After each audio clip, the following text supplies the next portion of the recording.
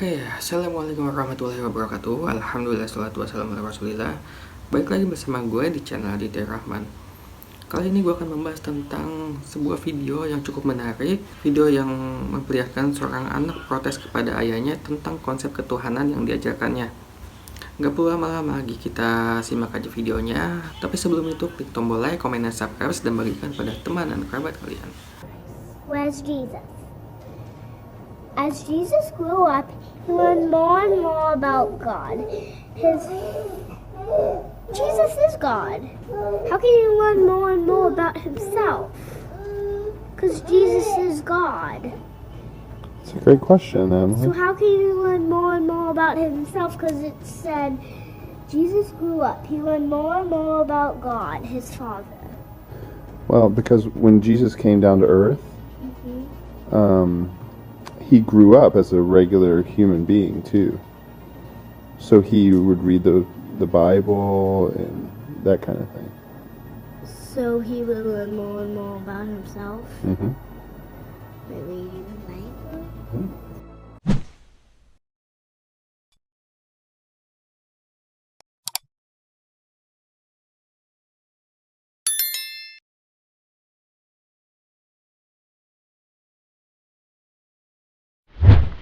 Tidak bisa dibantah. Maka Allah mengatakan Allahus Samad. Allah itu semuanya bergantung padanya. Dan puncaknya kata para ulama, kalau mau tahu bagaimana manusia sebenarnya punya fitrah takut sama Tuhannya dan tahu ada Tuhannya itu, walaupun orang ateis, kalau mereka berada di dalam satu situasi dan kondisi yang memang membuat mereka sudah yakin tidak bisa selamat. Misal, pada saat orang di atas kapal lagi badai dan akan tenggelam, dipastikan kata ulama semua, biar orang ateis yang tidak ngaku ada Tuhan, akan keluar dari lisannya nanti Tuhan selamatkan kami, walaupun dia tidak tahu namanya. Enaknya kita sebagai orang muslim tahu namanya Tuhan kita itu Allah. Bahkan kita punya 99 nama Allah yang mulia yang bisa kita pakai. Mereka nggak ngerti, mereka cuma bilang Tuhan saja. Fitrah itu. Makanya kata Nabi SAW, kullu mauludin yuladu alal fitrah. Semua yang lahir pasti fitrah, pasti tahu Tuhannya. Fa'abawahu yuhawidanihi, nanti kedua ayahnya, kedua orang tuanya, ibu ayahnya menjadikannya Yahudi kalau dia Yahudi, au yunassiranihi, atau menjadikannya sebagai Nasrani kalau kedua orang tuanya Nasrani, au yumajjisanihi, atau menjadikannya Majusi penyembah api kalau kedua orang tuanya penyembah api. Nah, Allah Subhanahu wa taala mengatakan di sini Allahus Samad. Memang semua bergantung padanya. Saya pernah dituntun oleh salah satu dosen saya, dosen akidah di Madinah. Dia bilang salah satu contoh fitrah, tahu kalau anak bayi, anak-anak itu mengenal Tuhannya, bahkan mengetahui kalau Tuhan itu ada di atas langit sana. Maka coba lihat kalau anak-anak masih belum terkontaminasi dengan pemikiran yang tidak benar, belum pernah nonton kartun-kartun yang memperlihatkan ada manusia batu di atas awan lah, ada dewa-dewa lah dan segala, belum rusak dengan itu semua, maka masih fitrah. Coba tanyakan di awal-awal umurnya 3 tahun, dan subhanallah saya lakukan ini pada anak-anak saya. Beliau bilang coba tanyakan kepada anak-anak yang masih belum terkontaminasi pikirannya dengan hal-hal yang buruk, terutama film-film kartun, coba tanya di mana Allah. Pasti secara fitrah dia tunjuk ke langit. Saya awalnya ragu, benar nggak nih? Waktu saya masih mahasiswa belum menikah, subhanallah, saya pulang ke Indonesia tahun 99, kemudian 98, kemudian 99 saya menikah, alhamdulillah. Saya punya anak setelah itu. Tahun depannya saya tunggu sekitar 2-3 tahun. Pas 3 tahun anak saya pertama perempuan, langsung saya tanya, "Nak, di mana Tuhan?" Awal saya bilang gitu, di mana Tuhan?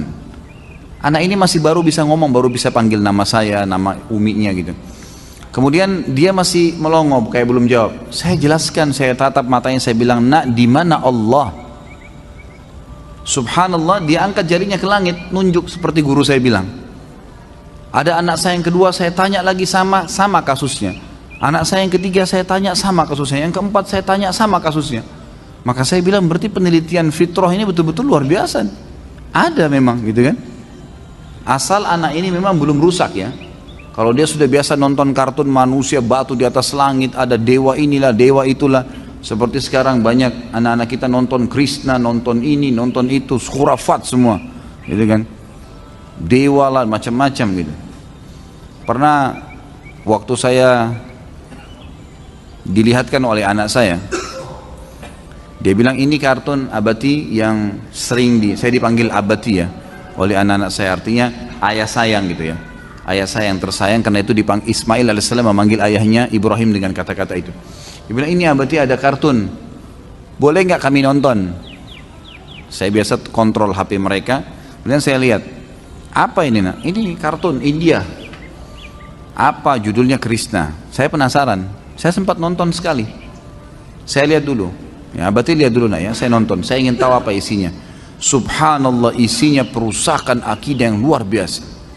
Satu cuplikan saya nonton, satu film itu saya nonton, satu seri itu cuma mungkin durasi 15-20 menit. Itu luar biasa, perusakan akidah yang luar biasa.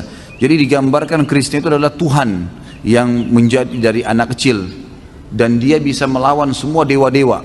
Dewa-dewa ini dalam keyakinan mereka Tuhan-Tuhan yang lain. Ada dewa matahari, ada dewa hujan, ada dewa ini. Jadi ceritanya pada saat itu, kebetulan saya nonton cuplikan kartunya sendiri, jadi saya berani menceritakan. Saya lihat di situ ceritanya dewa hujannya lagi ngamuk sama manusia di bumi, nggak mau turunin hujan. Terus digambarkan dewa hujannya tuh lagi di atas awan, duduk di singgasana, lagi duduk banyak makan anggur, makan apel gitu. Terus ada orang-orang dayang-dayang di sebelahnya, ada dayang-dayang datang, Tuan bagaimana Tuan, masih mau turunkan hujan di bumi nggak bisa, saya lagi ngamuk dengan mereka. Ini film kartun nih. Terus dibuat sedemikian rupa dramatis sehingga membuat orang tertarik melihat dari gambar, dari warna. Akhirnya sampai si Krishna ini ceritanya ngamuk sama dia, dari bumi kemudian berantem. Sampai Krishna mengalahkan dia, dan akhirnya dia harus turunkan hujan. Harus, mau tidak mau, karena dia sudah dikalahkan. Coba, apa yang difahami sama anak-anak tuh? Emang ini Tuhannya nih, gitu kan? Ya, itu memang Tuhannya mereka, orang-orang non-muslim ini. Itu berbahaya sekali. Semenjak itu saya bilang haram, tidak boleh nonton ini, mustahil bisa. Ini ceritanya begini, saya jelaskan sehingga anak-anak saya paham dan mereka tidak nonton lagi. Dari sini bisa kita ambil kesimpulan bagaimana sabda Nabi Shallallahu Alaihi Wasallam tentang semua anak muslim yang terlahir dan semua dalam keadaan muslim, tak terkecuali. Semoga kita bisa mengambil pelajaran dan ibrah dari apa yang kita tonton barusan. Wabillahi taufiq, akhir kalam. Wassalamualaikum warahmatullahi wabarakatuh.